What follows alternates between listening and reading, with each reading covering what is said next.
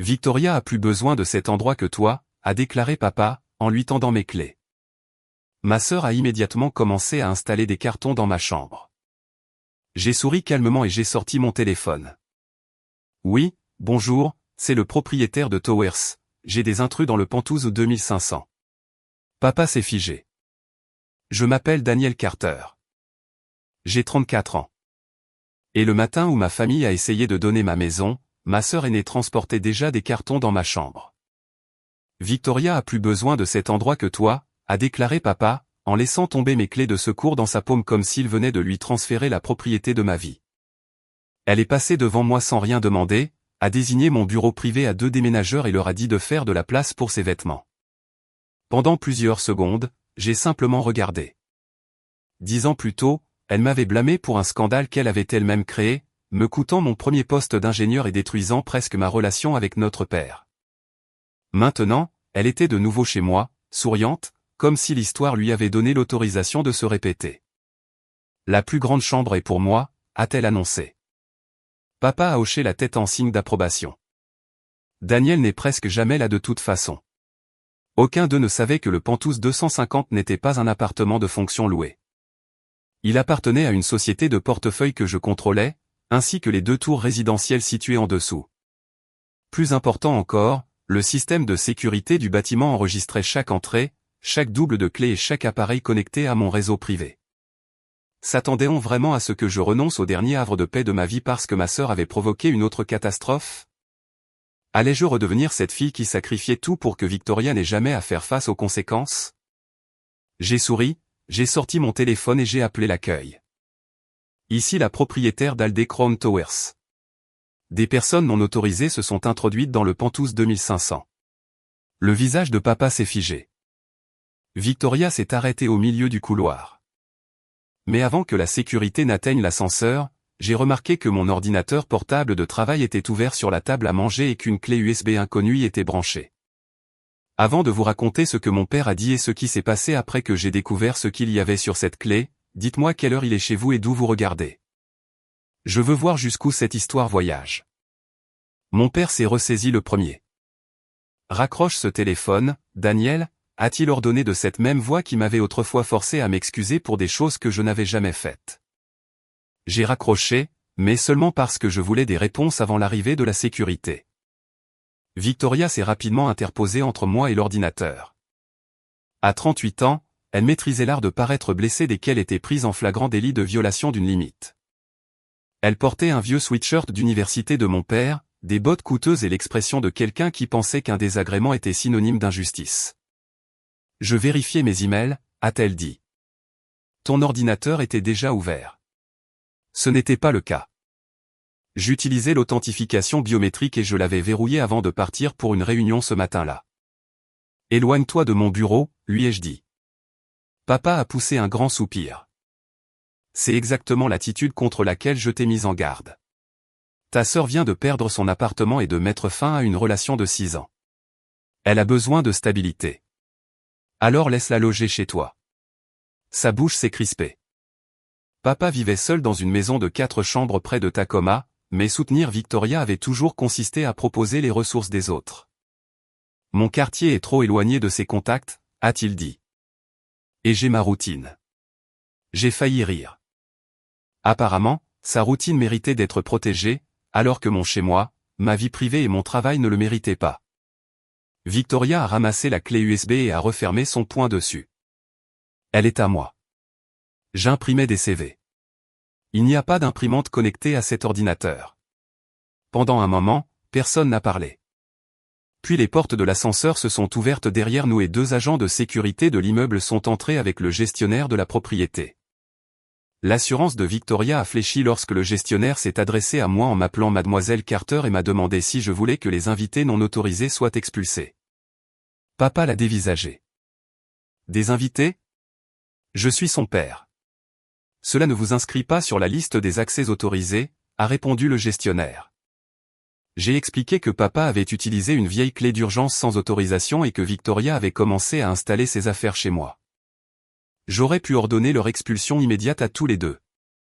Au lieu de cela, j'ai donné 15 minutes à Victoria pour enlever ses cartons et me remettre la clé USB. Papa m'a accusé d'humilier la famille. Non, ai-je dit, j'empêche simplement que l'on donne ma propriété à quelqu'un qui n'en est pas propriétaire. C'est alors que Victoria a levé son téléphone et a commencé à filmer.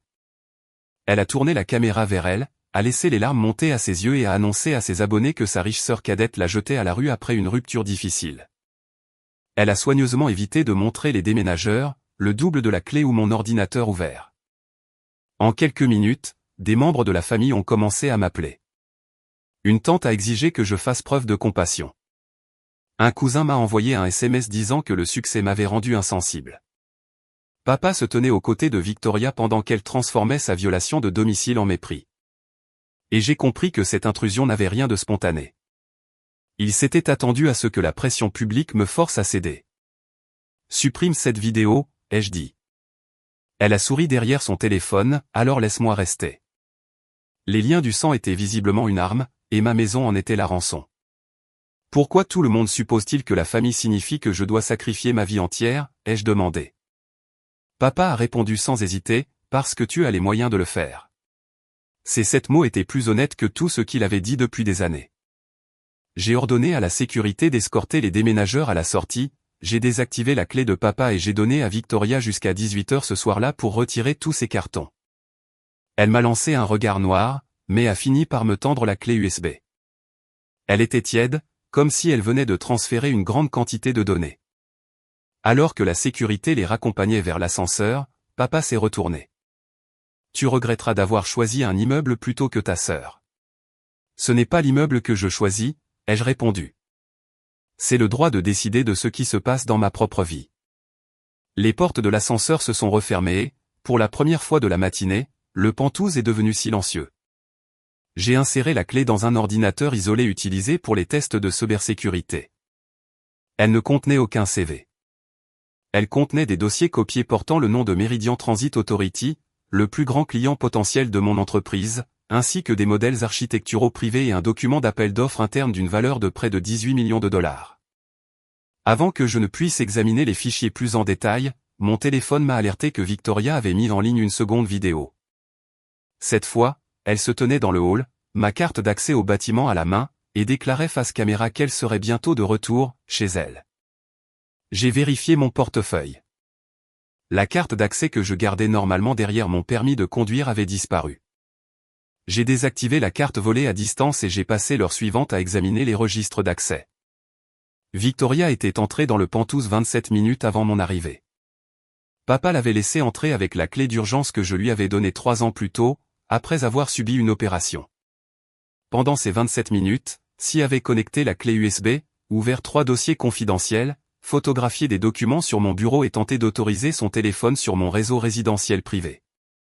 Les caméras de sécurité de l'immeuble avaient filmé ses mouvements dans le couloir, mais pas à l'intérieur du Pentouse. Heureusement, l'ordinateur de mon entreprise enregistrait chaque périphérique externe et chaque tentative de transfert de fichiers. J'ai exporté ces relevés et en ai stocké des copies dans 2 emplacements cryptés. Ensuite, j'ai appelé Ethan Brox. Ethan n'était pas un conseiller parfait qui n'existait que pour me dire ce que je voulais entendre.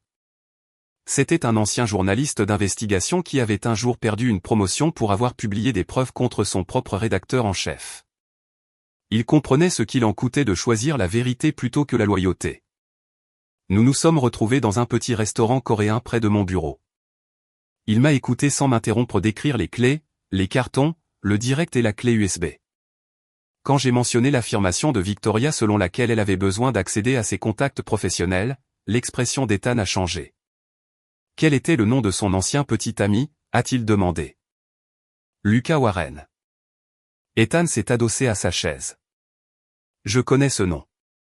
Il travaillait avec un ami d'université chez Northline Urban System. L'année dernière, quelqu'un a divulgué la proposition de réaménagement de Northline à un soumissionnaire concurrent. Lucas a été interrogé, mais il a affirmé que les documents avaient été consultés par sa partenaire alors qu'elle l'aidait à préparer un entretien. J'ai perdu l'appétit. Victoria. Aucune poursuite n'avait été engagée. L'entreprise avait réglé l'affaire à l'amiable et Lucas avait démissionné. Cette rupture ressemblait soudain moins à une tragédie personnelle qu'aux retombées d'un nouveau scandale professionnel. Ethan a proposé de contacter son ami pour obtenir des documents, mais il m'a mis en garde contre l'idée de confronter Victoria avant de savoir exactement ce qu'elle avait copié. Les gens de ce genre ne deviennent pas imprudents lorsqu'ils sont démasqués, a-t-il dit. Cet après-midi-là, papa a appelé 2 fois. J'ai ignoré le premier appel et enregistré le second. Emma a accusé de surréagir et a soutenu que Victoria avait simplement ouvert le mauvais dossier. C'est elle qui t'a dit ça, ai-je demandé. Elle était confuse et contrariée. Alors pourquoi a-t-elle apporté une clé USB? Il a hésité. Peut-être avait-elle besoin de fichiers pour ses candidatures. Mes algorithmes d'évacuation en cas d'incendie ne font pas partie de son CV. La voix de papa s'est durcie. Tu supposes toujours le pire à son sujet. 10 ans plus tôt, il avait prononcé la même phrase après que Victoria m'avait emprunté ma voiture, avait percuté un véhicule en stationnement et l'avait convaincu que c'était moi qui conduisais. Elle a pleuré.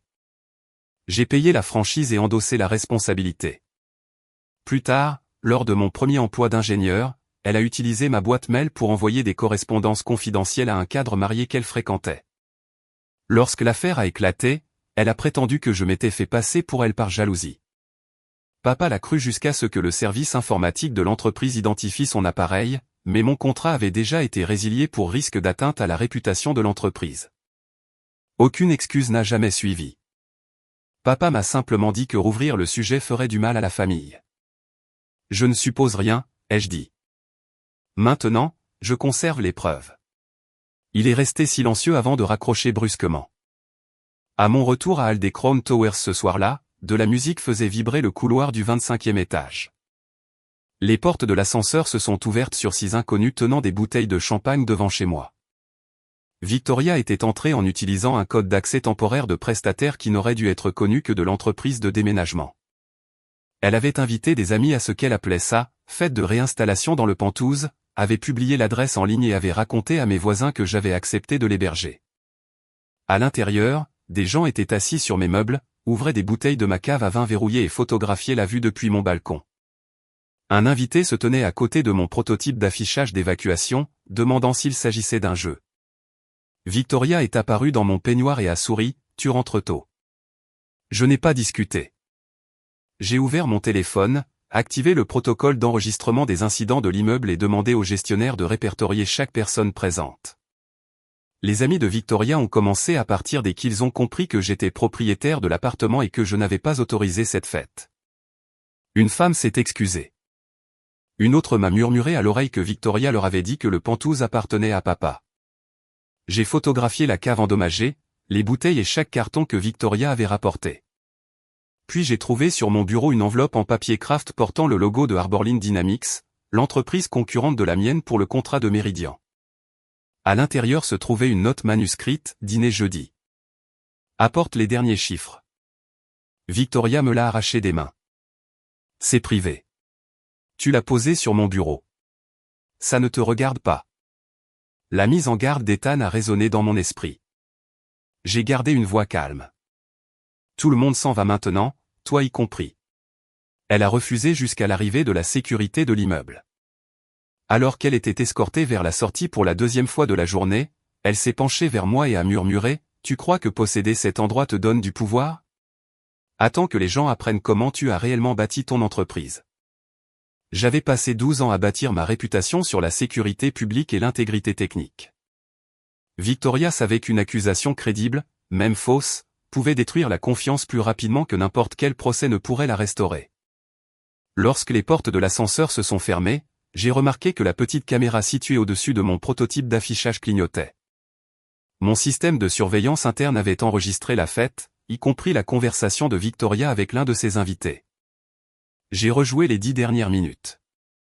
Sa voix était très claire, une fois que Arborline aura le modèle de l'offre, Daniel ne pourra pas prouver d'où il vient. Elle sera alors trop occupée à sauver son entreprise pour se battre avec moi pour l'appartement. À cet instant, ce n'était plus un simple désaccord familial. C'était du sabotage industriel. Je n'ai pas dormi de la nuit. Au lieu de cela, j'ai créé une chronologie détaillée en utilisant les journaux d'accès, les enregistrements des caméras, les SMS et les fichiers copiés de la clé USB de Victoria. À 4 heures du matin, j'ai tout envoyé à Naomi Price, une avocate spécialisée en litiges commerciaux qui avait représenté mon entreprise lors d'un litige de brevet. À 8 heures, Naomi était assise en face de moi dans une salle de conférence privée, munie de 2 bloc-notes, avec une expression qui ne laissait rien paraître. Elle m'a expliqué que les actes de Victoria pouvaient relever de la violation de domicile, du vol de secrets commerciaux, de l'accès non autorisé à un système informatique, de la tentative d'ingérence commerciale. Et potentiellement de l'extorsion si elle utilisait ces données pour me forcer à l'héberger. Ne la menace pas, m'a dit Naomi. Ne négocie pas seule. Conserve chaque communication. Elle a préparé une mise en demeure formelle d'interdiction de pénétrer sur la propriété pour Victoria et mon père, une demande de suppression et de restitution de tous les documents de l'entreprise. Et une notification d'urgence destinée au service juridique de Meridian. Prévenir Meridian comportait des risques. Notre offre dépendait de leur confiance dans nos protocoles de sécurité. Et admettre qu'un membre de ma famille avait eu accès à des documents préliminaires pouvait nous coûter le contrat. Cacher la vérité, cependant, aurait été pire. J'ai choisi la transparence. Le responsable de la cybersécurité de mon entreprise a confirmé que Victoria avait copié des modèles architecturaux partiels, mais qu'elle n'avait pas réussi à obtenir la clé de cryptage nécessaire pour ouvrir les simulations les plus sensibles. Cela aurait dû me soulager. Au lieu de cela, je me suis souvenu de la première fois qu'elle m'avait forcé à porter sa culpabilité. 10 ans plus tôt, j'avais 24 ans et je travaillais comme jeune ingénieur en structure à Denver. Victoria fréquentait secrètement un directeur régional marié dont l'entreprise soumissionnait pour un projet public. Elle utilisait mon appartement pour le rendez-vous et accédait à ma messagerie professionnelle en empruntant mon ordinateur. Lorsque des messages suspects ont été découverts, elle a raconté à papa que c'était moi qui courtisais cet homme et que je l'accusais par jalousie. Papa est arrivé chez moi avant le lever du soleil et m'a traité de menteuse, d'instable et de fille en manque d'attention. J'ai supplié Victoria de dire la vérité. Elle se tenait derrière lui et pleurait. Pendant 11 jours, j'ai cru que ma carrière était finie. Ce n'est que lorsque les registres des serveurs l'ont démasqué que les accusations ont cessé. En revanche, papa n'a jamais reconnu ses torts. Elle avait peur, m'a-t-il dit. Tu es plus forte. Laisse tomber. Cette phrase a façonné la décennie suivante de ma vie. Victoria avait le droit de faire des dégâts parce qu'elle était fragile. Je devais les assumer parce que j'étais forte. Assise dans le bureau de Naomi, j'ai enfin compris que la force sans limite n'était qu'un autre nom pour l'exploitation. Ce souvenir a été interrompu par la sonnerie de mon téléphone. Victoria appelait depuis le numéro de papa. Naomi a activé l'enregistreur et m'a fait signe de répondre. Victoria a commencé d'une voix douce. Elle a dit qu'elle était désolée que la fête ait été un malentendu. Elle a promis de ne rester que 6 semaines et a proposé de m'aider à redécorer. Quand je lui ai répété qu'elle avait interdiction d'entrer dans la propriété, son ton a changé. Tu ne peux pas m'effacer de la famille par simple insécurité. C'est à propos des fichiers de Meridian. Silence. Puis elle a ri. Je ne vois pas de quoi tu parles. Les journaux de l'ordinateur indiquent le transfert. L'enregistrement du Pantouz a capturé ta conversation concernant Arborline. Papa est intervenu, tu as enregistré ta propre sœur à son insu. Le système de sécurité enregistre l'activité dans les zones de travail désignées. L'avertissement est affiché à l'entrée. Il m'a accusé de lui avoir tendu un piège. Victoria a commencé à pleurer, affirmant que j'avais délibérément placé ses documents pour lui tendre un piège. Constatant que cela ne fonctionnait pas, elle a menacé de raconter à notre famille que j'avais volé l'argent d'un fonds fiduciaire familial pour acheter Aldea Crown Towers. Un fonds n'existait pas. J'avais acquis mes parts de propriété grâce à un partenariat de réaménagement après avoir conçu le système de navigation d'urgence intégré des tours. Répands cette histoire, ai-je dit, et elle sera ajoutée à la plainte pour diffamation. Ses pleurs ont cessé instantanément. Tu poursuivrais ta propre sœur en justice ? Est-ce que tu vendrais le travail confidentiel de ta propre sœur, ai-je demandé. Papa a hurlé que j'étais en train de pousser Victoria à la dépression. Victoria a alors prononcé des paroles plus calmes et calculées, peut-être que ce serait plus facile pour tout le monde si je disparaissais, tout simplement. Est-ce que ça te ferait plaisir ? Autrefois, cette phrase aurait mis fin à la confrontation. Je me serais précipité pour la rassurer, je lui aurais cédé tout ce qu'elle voulait et je me serais excusé d'avoir causé son désarroi. Naomi a fait glisser une note sur la table, prend chaque menace au sérieux, mais n'en assume pas la responsabilité. Je contacte les services d'urgence pour demander une visite de contrôle, ai-je dit. Où es-tu? Victoria a immédiatement répliqué sur un ton sec, ne t'avise pas de faire ça. La menace a disparu dès qu'elle a engendré une conséquence qu'elle ne pouvait pas contrôler. Papa m'a traité de cruel, mais Naomi avait déjà documenté l'échange et organisé la visite de contrôle. Victoria a déclaré plus tard à l'agent qui s'est présenté qu'elle n'avait jamais eu l'intention de se faire du mal et qu'elle s'était exprimée au sens figuré lors d'une dispute familiale. Ce soir-là, j'ai reçu des captures d'écran de 3 membres de la famille. Victoria a commencé à faire circuler des messages affirmant que j'étais mentalement instable, abusive et sous le coup d'une enquête pour vol de fonds d'investisseurs. Elle avait joint la photo d'un tableur interne de l'entreprise pris à l'intérieur de mon pantouse. Le document lui-même prouvait qu'elle avait eu accès à mes fichiers. J'ai transféré toutes les captures d'écran à Naomi. Puis j'ai envoyé un unique message sur le groupe de la famille élargie, les déclarations mensongères concernant mon entreprise et mes finances sont conservées en vue d'un examen juridique. Je ne débattrai pas d'une question de sécurité en cours dans une discussion familiale. Papa a répondu que le jargon juridique ne pouvait pas cacher ce que j'étais devenu. J'ai failli répondre, mais un nouvel email est arrivé de Meridian. Leur comité d'attribution des marchés avait suspendu l'offre de mon entreprise en attendant une enquête sur la fuite de données de tarification. À l'email était jointe une dénonciation anonyme affirmant que ma société avait manipulé les résultats des tests de sécurité publique. L'accusation comprenait des chiffres confidentiels que seule Victoria avait pu voir. Le contrat de 18 millions de dollars et les emplois des 43 collaborateurs qui y étaient affectés étaient soudainement menacés. Quand un membre de votre propre famille vous vend pour son confort, que devez-vous protéger en premier? L'illusion de la famille ou les vies qu'elle est prête à détruire? Les 5 jours suivants se sont déroulés au rythme des notes vocales, des emails internes, des alertes de sécurité et des avis juridiques plutôt que du temps ordinaire. Je me suis mise à enregistrer des résumés privés chaque soir, car l'épuisement rendait ma mémoire incertaine. Note vocale 1, 23h48, Meridian a suspendu le contrat. Pas encore de licenciement. Le conseil d'administration souhaite un audit informatique indépendant. Victoria m'a bloqué, mais le vice-président de Arborline a consulté mon profil professionnel 3 fois aujourd'hui. Note vocale 2, 1h12, la cybersécurité a tracé un message anonyme vers un réseau public près du quartier de Papa. Papa dit que Victoria ne loge pas chez lui. Il ment. Note vocale 3, 2h23, quelqu'un a tenté de réinitialiser ma messagerie d'entreprise en utilisant des informations personnelles que seule la famille connaît. La demande de récupération utilisait le nom de jeune fille de ma mère et la rue où j'ai grandi. Entre ces notes arrivaient les emails internes d'employés inquiets. Un chef de projet demandait si Meridian allait annuler le contrat. Un autre voulait savoir si ses informations personnelles avaient été compromises. J'ai convoqué une réunion générale et j'ai dit la vérité, sans mentionner de détails familiaux inutiles. Une personne non autorisée avait accédé à des informations limitées de l'appel d'offres. La faille avait été colmatée. Les forces de l'ordre et nos avocats étaient sur le coup. Et aucun employé ne perdrait son travail à cause des agissements d'un membre de ma famille tant que j'aurais les moyens de l'éviter. Prononcer ces mots m'a forcé à prendre conscience de ce que Victoria avait réellement attaqué. Ce n'était pas seulement ma réputation ou mes revenus. Elle avait mis en péril les prêts immobiliers, les assurances maladie, le paiement des frais de scolarité et la vie des familles de personnes qui avaient fait confiance à mon leadership. Mon entreprise, Evacuate System, développait une technologie de guidage dynamique pour les gratte-ciel. En cas d'incendie ou de tremblement de terre, les panneaux de sortie ordinaires dirigent tout le monde vers des itinéraires fixes, même lorsque la fumée ou les dommages structurels rendent ces voies dangereuses. Notre système utilisait des données de capteurs en temps réel pour modifier les chemins lumineux. J'avais fondé cette entreprise après avoir survécu à l'incendie d'un hôtel à 26 ans, en voyant les clients courir vers une cage d'escalier enfumée parce que les panneaux fixes ne proposaient aucune alternative.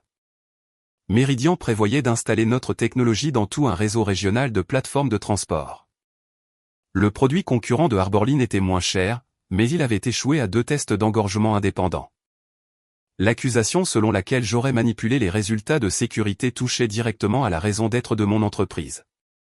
Ethan a obtenu une déclaration de son contact chez Northline confirmant que Victoria avait bien été liée à la précédente fuite de propositions.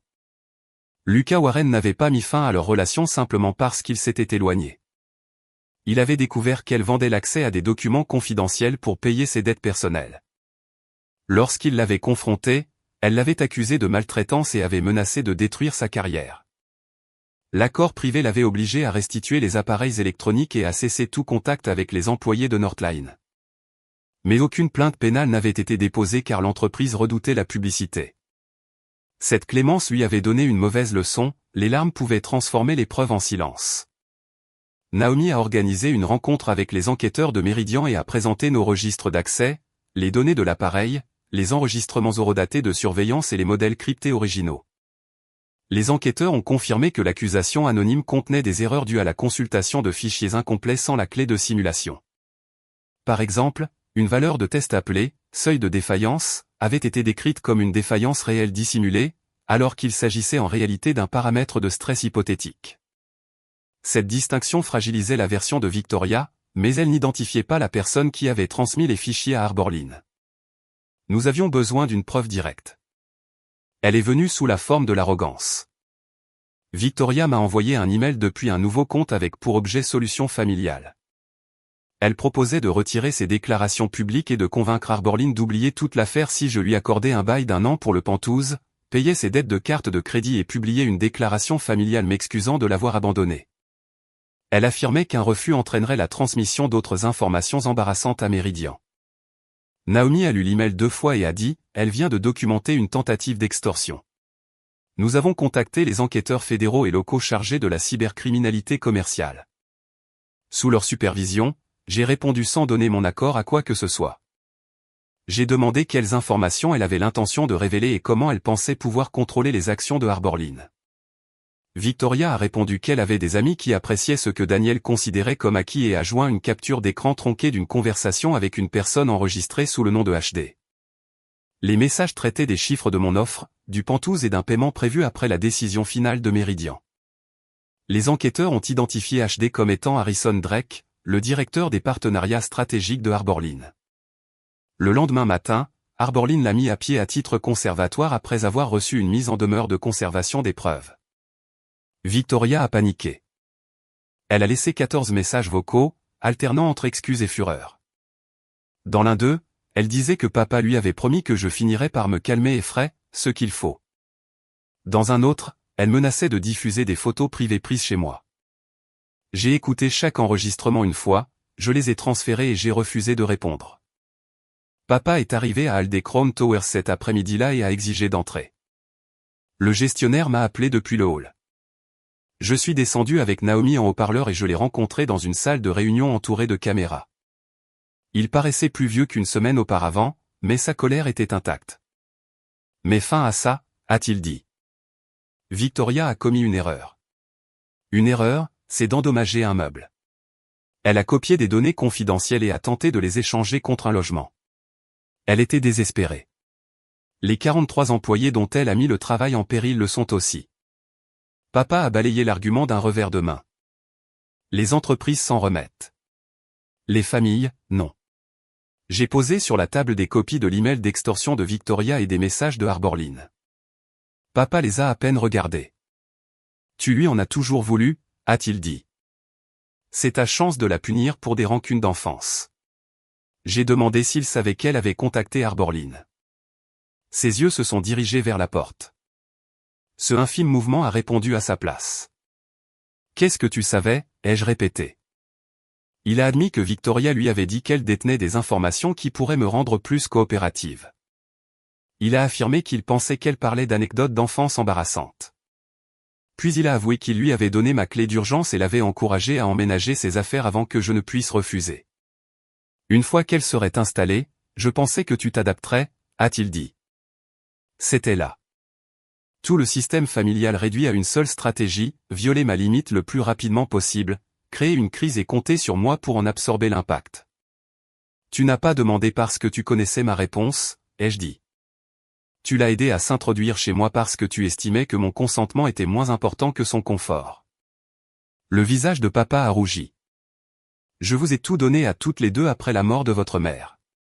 Tu lui as donné de la protection. Tu m'as donné de la responsabilité. Il s'est levé et a dit que je regretterais de détruire la famille. Je suis restée assise. La personne qui révèle les dégâts n'est pas celle qui les a causés. Lorsqu'il est parti, j'ai ajouté ses aveux à la chronologie. Plus tard cette nuit-là, une alerte de sécurité a indiqué que quelqu'un tentait d'accéder au parking souterrain avec un badge de maintenance cloné.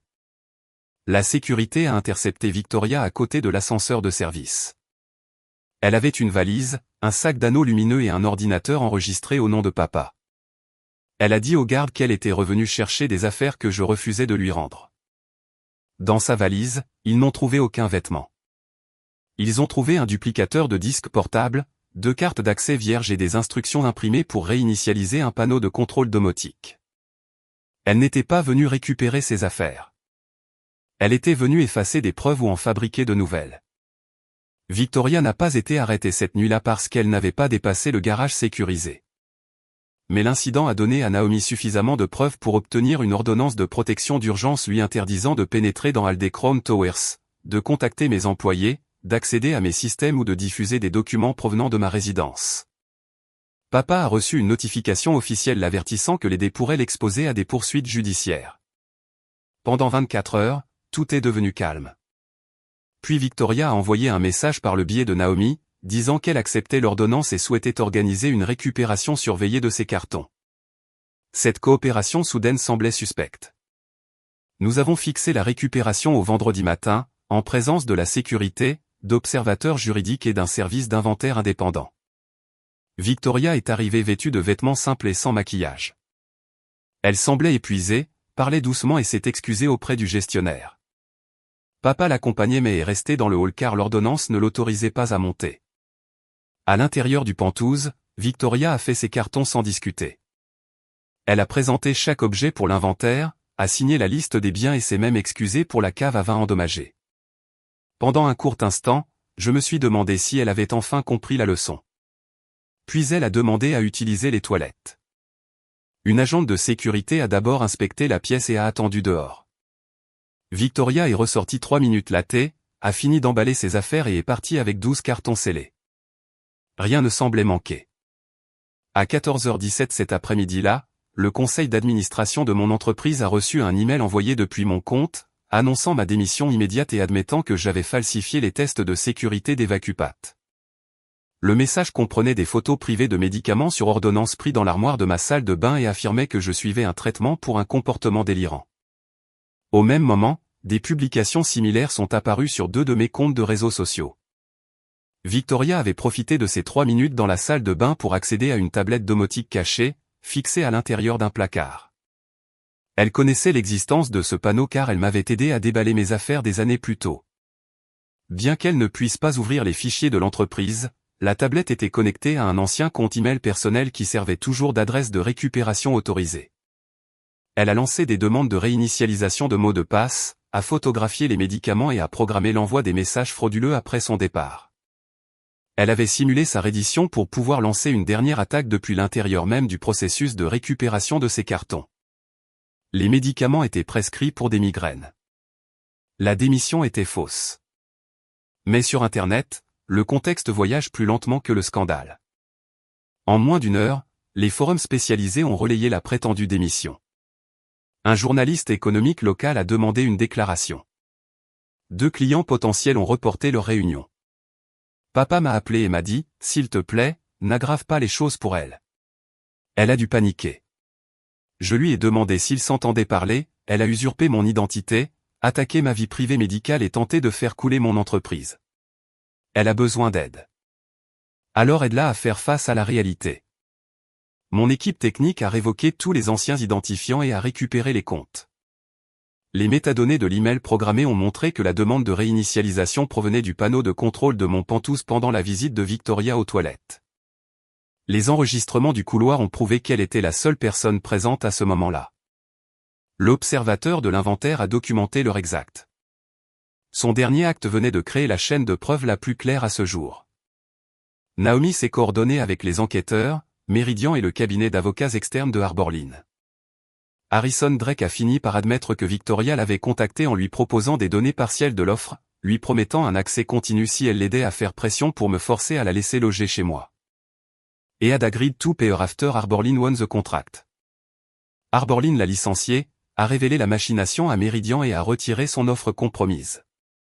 Victoria a été inculpée d'infractions liées à l'accès non autorisé à un ordinateur, à l'usurpation d'identité, à la tentative d'extorsion et au vol d'informations commerciales confidentielles. Le procès civil s'est déroulé séparément. Avant la première audience, Naomi lui a proposé un accord amiable destiné à protéger mon entreprise plutôt qu'à maximiser sa punition publique. Victoria devait reconnaître l'accès non autorisé, remettre tous ses appareils électroniques pour examen informatique, supprimer les documents copiés, retirer chaque fausse déclaration, rembourser les frais de propriété et de sécurité documentés. Et accepter une obligation financière substantielle indexée sur ses revenus futurs. Elle devait également se tenir à l'écart de mon domicile, de mon entreprise, de mes employés et de mes clients. En échange, nous n'engagerions pas d'autres poursuites civiles, à moins qu'elle ne viole l'accord. Elle a refusé. Elle croyait que papa me convaincrait de tout abandonner. Nous avons donc tenu une dernière réunion dans le bureau de Naomi. Victoria était assise en face de moi avec son propre avocat. Papa s'est assis à ses côtés, bien qu'on lui ait répété qu'il n'était pas parti au procès. Victoria a commencé à pleurer avant même que quiconque ne prenne la parole. J'ai perdu ma relation, mon appartement, et maintenant ma famille, a-t-elle dit. Tu as tout, Daniel. Pourquoi une seule chambre n'était-elle pas suffisante? La question était si déplacée que son propre avocat a baissé les yeux. Parce que tu n'as jamais demandé une simple chambre, ai-je répondu. Tu exigeais le contrôle de mes choix. Quand j'ai refusé, tu as tenté de détruire le travail de personnes qui ne t'avaient jamais fait de mal. Elle a insisté sur le fait que Arborline l'avait manipulé.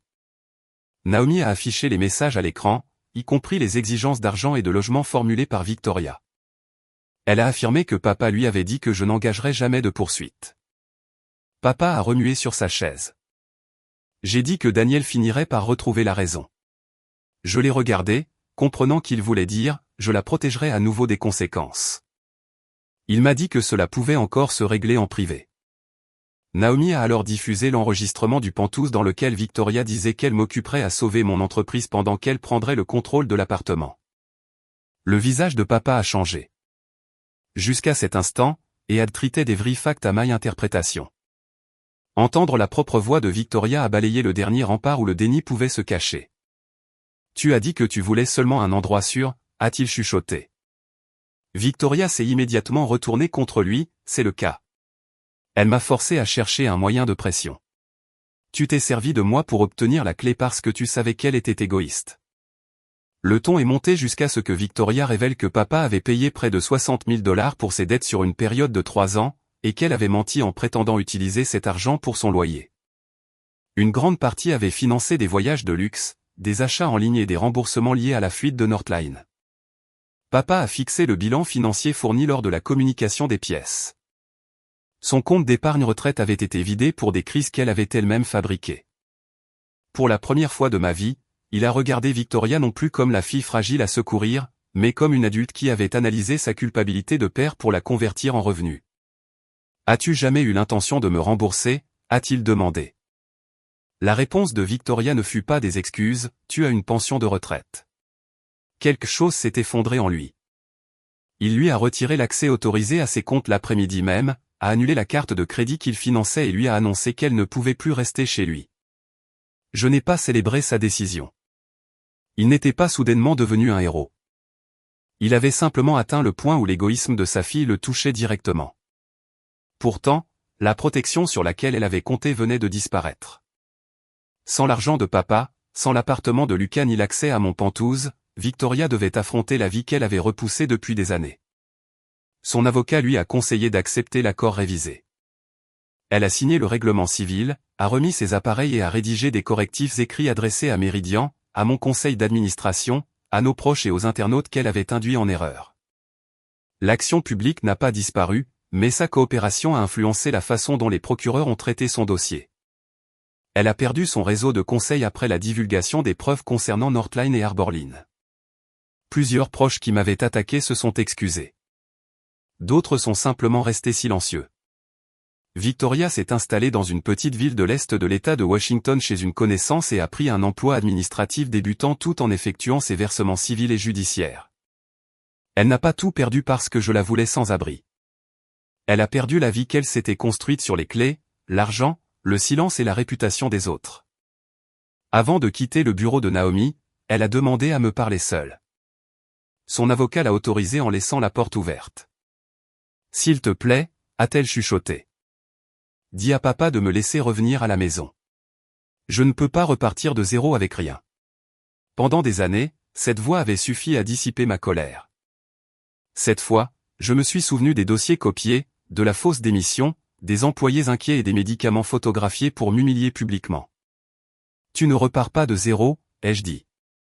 Tu repars avec la vérité. Tu as un emploi, un avocat et l'opportunité de te reconstruire sans voler personne. Son visage s'est durci. Tu as toujours voulu me voir en dessous de toi.